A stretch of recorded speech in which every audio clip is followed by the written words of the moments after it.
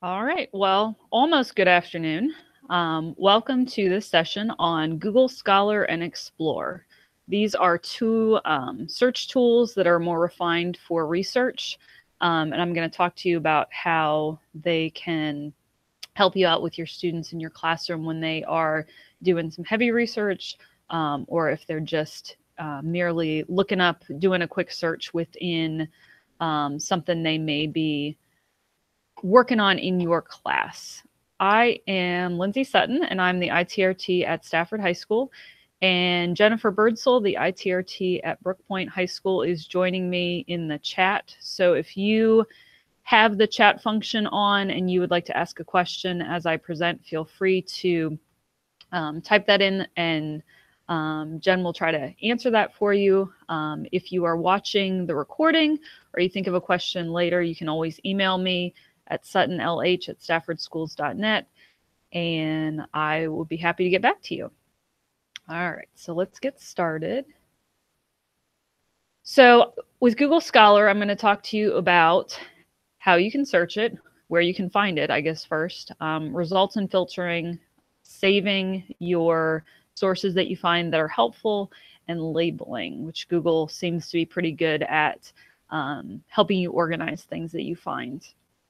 And then with the Explore tool, I'm going to talk to you about where to find it, what does it provide to you, and then just kind of a compare contrast between the Explore tool versus using Google Scholar for research. All right, let me back out of here.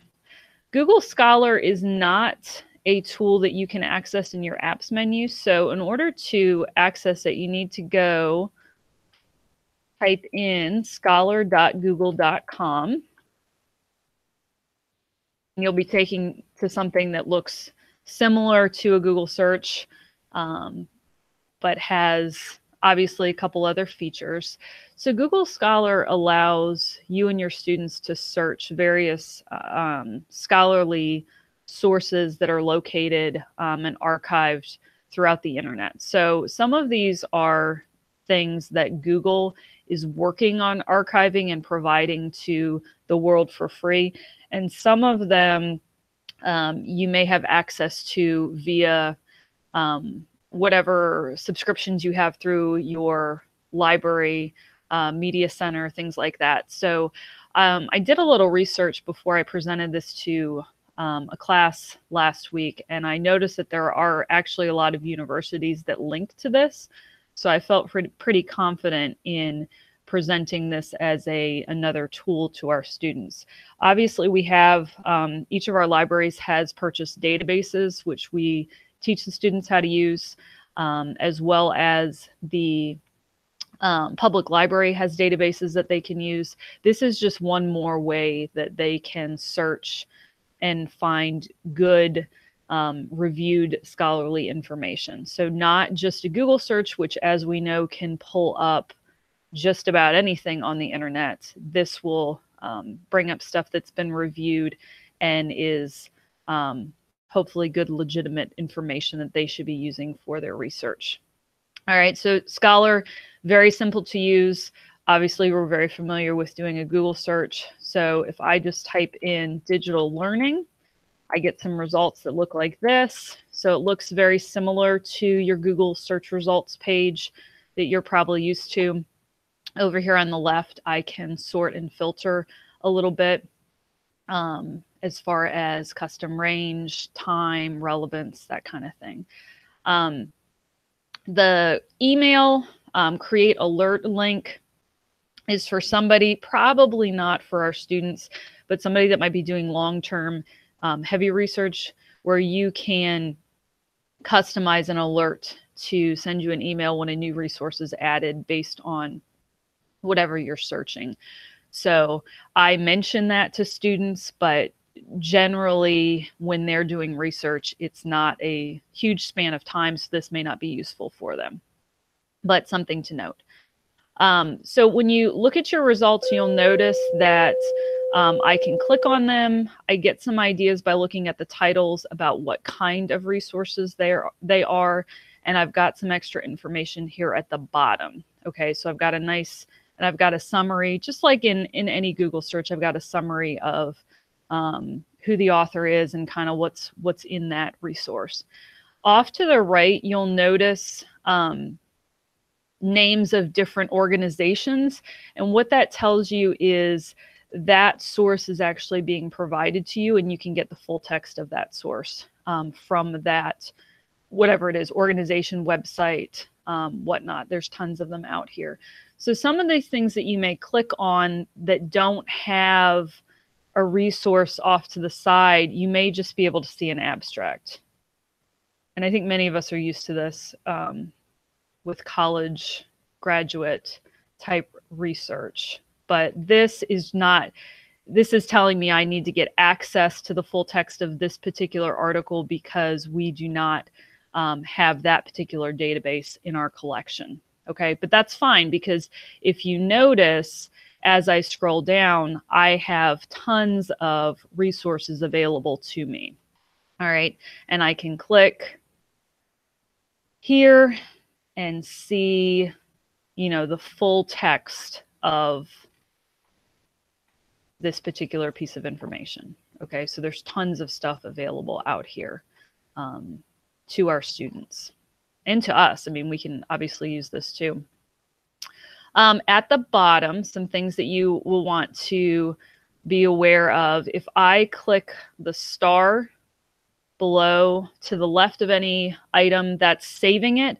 And where is that saving this article? If I go over here to my library, I see a list of articles that I have saved. Either I've saved it for later because right now I'm just going through and collecting things that sound good, and then I'm really going to read through them at a later time, or these are definitely resources that I want to use in whatever my final product might be. Okay, so that's your save tool. This is your citation, which as a former English teacher hurts a little bit, but here it is in whatever format the student wants provided for them. These links at the bottom refer to programs that we don't use necessarily, but they can copy and paste this citation directly into a Google Doc or whatever it is that they're using to collect their citations. This will tell you cited by however many other articles. So I tell students that that's a good indication that it's a decent resource. If a lot of people have cited it, it's probably got some valuable content. This will give you related articles. So if you find a resource that's very valuable and you really like the viewpoint that it's presenting, this will give you some other things that are related to that. That's helpful when students don't quite know, they haven't narrowed down their research terms and they're just typing things in. This will help them refine more of what they're looking for and maybe give them ideas that they hadn't even thought of. This all 12 versions just tells me that there are multiple versions of this particular source out there. And I can look and see if any of those are available to me. And then more just allows me to search if our library databases were connected through Google Scholar, it would allow me to search for that particular book in that platform. Okay, so if I scroll to the bottom, I just want you to see, you know, there's tons of resources out here, tons of results. And then I always show the students under related searches that this is a good place to get other search terms so that they can go a little bit deeper with their research. I do want to note back under my library, because I talked to you about labels. If I click on any of these resources that I have saved, I can edit the title and the information about it. I don't recommend doing that. I can delete it from my library. I can export it, which basically puts it in one of those citation formats that we don't use. So really, the only thing helpful that I tell our students about on this page is the labeling. So again, if I'm thinking that I am doing research for a particular project, I would tell students that they need to be thinking about their final product and what the categories would be that you're going to break it down into, whatever it is, whether it's a paper or a website, slideshow, whatever. And then I might assign labels to this particular source so that I can then go under history project, and which is not a good example of a specific label, but anyway. And then I can just look at those resources that I need for that particular section. So, you know, if you've seen some of our sessions earlier on when I was talking about Google Keep or the Gmail, you know, Google is really good about allowing you to add labels to things and then just sort and filter for that information. So if we teach our students up front to use these tools available to them, then it'll save them time on the back end where they can really be working on their final product and not worrying about where did I put all those sources or where did I put my notes on those sources. Okay. Just as a note, the My Profile section is not anything that you can change. It'll tell you that our, because we're in an educational domain, you can't change your settings as far as your name or anything. So this is basically what you have access to under Google Scholar. And I just wanted to note also, if you come back to the main page, you can do an advanced search. It's not easy like in a regular Google search to find that. So I wanted to note that in this side menu here, you've got that advanced search option. Okay, if you really want to refine what you're looking for. So that's Scholar. And again, that's where you have students doing heavy research, and they're really looking for those scholarly sources, not just merely doing a quick Google search to find an answer to something. The other thing that I want to talk to you about is the Explore tool, and that you're going to find in your Google Docs, your Google Slides, all of those apps that are embedded in your Google Drive. And you may have noticed this icon before down here at the bottom right when you're in a Google tool, and you may have wondered what it is or even clicked on it and not realized what it was doing. But basically, Explore allows you to search for related content to what you're working on without leaving the project itself. So this is just a training session template I pulled up from years ago, just so you could kind of see how this works. And if we pretend that I'm working through this and I'm just looking for maybe some more information, or maybe I want to add a picture, and I don't necessarily want to leave because my focus needs to be on this document. So I don't want to go to a new tab. I don't want to open up a new browser, you know, whatever.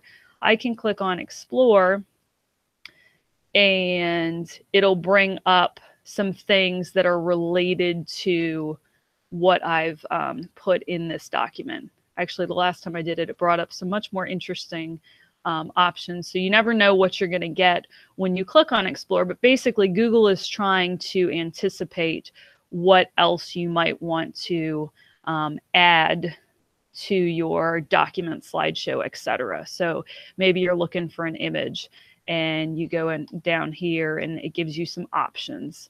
Now, if these aren't good and you want something more specific, okay, then you can go out, open a new tab and do an image search that way. This is talking about, it's breaking down the topics that I've covered and trying to anticipate other things that I might want to explore. So if I look up multiple choice, it gives me some results. I can look at images and I can also search my drive for that. If I go back, and a lot of times at the bottom underneath the images, it actually features a couple of Google search results that are related to things that I've mentioned in my document. So again, depending on what you've been working on and where you're typing, the Explore tool will bring up some suggestions. So Explore is not necessarily what I would call a research tool. It's definitely something that might help you as you are putting a project, document, slideshow together. But if you are looking for a tool to do some intense research, that's going to be your Scholar. We all know the Google search is great for getting quick, easy answers. And the Explore tool is great for when you're working in a Google template and you are just looking to add something real quick and you don't want to be distracted by going outside of where your focus is right now. So I hope that was helpful. Feel free to email me with any questions or anything after this session, and thanks for tuning in.